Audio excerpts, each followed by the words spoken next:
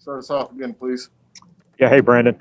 Can you just speak to the challenges of having to play without Sasha just off of one practice and what you guys were missing and how you needed to overcome it, that kind of thing? It's really, really hard to do. As you guys have seen up to this point in the season and last year as well, like he's a huge part of this team, huge part of this program. And we just missed him. We missed him. There was a void that we missed, a lot tonight, and you could see. So is it a situation now for as long as you don't have them where everybody else has to do a little bit more? You guys just need these 8 days of practice to get acclimated to it, or how do you kind of view things moving forward? Yeah, I think these next 8 days will definitely help us in getting things figured out and getting things moving in the right direction collectively.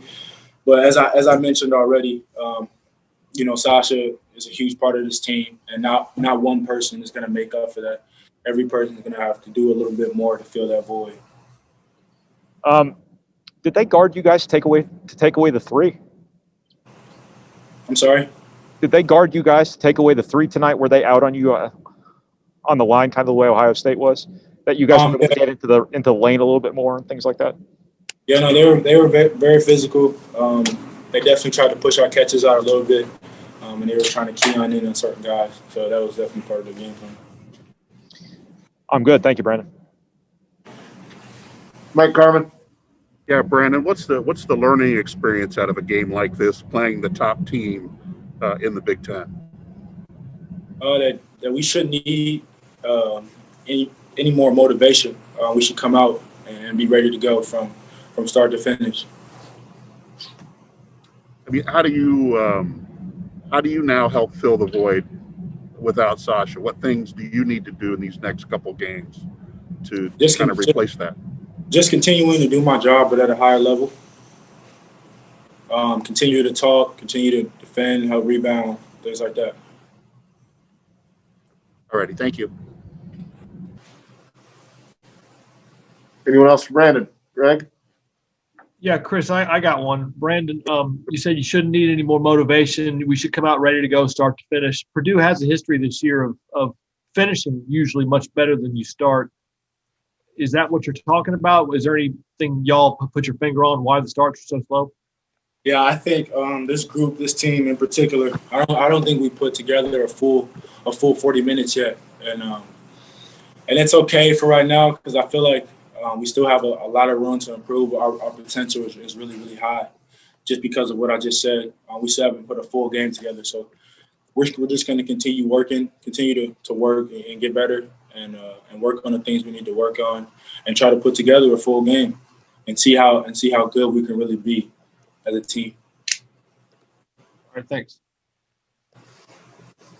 Anyone else for Brandon? Yeah, Chris, I got one real quick. Brandon, during this winning streak, you guys have been finishing deals, but this crazy stat of how poor you guys have shot from the three-point range in the first half of games, is there anything specific to that? I mean, all four of these games outside of Indiana, you guys have really struggled out of the gate to shoot three-pointers in the first half of games.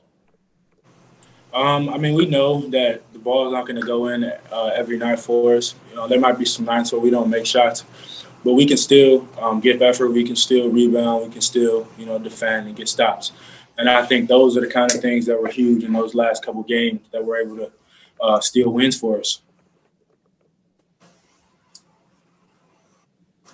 Anyone else? Just have one more real quick, Chris.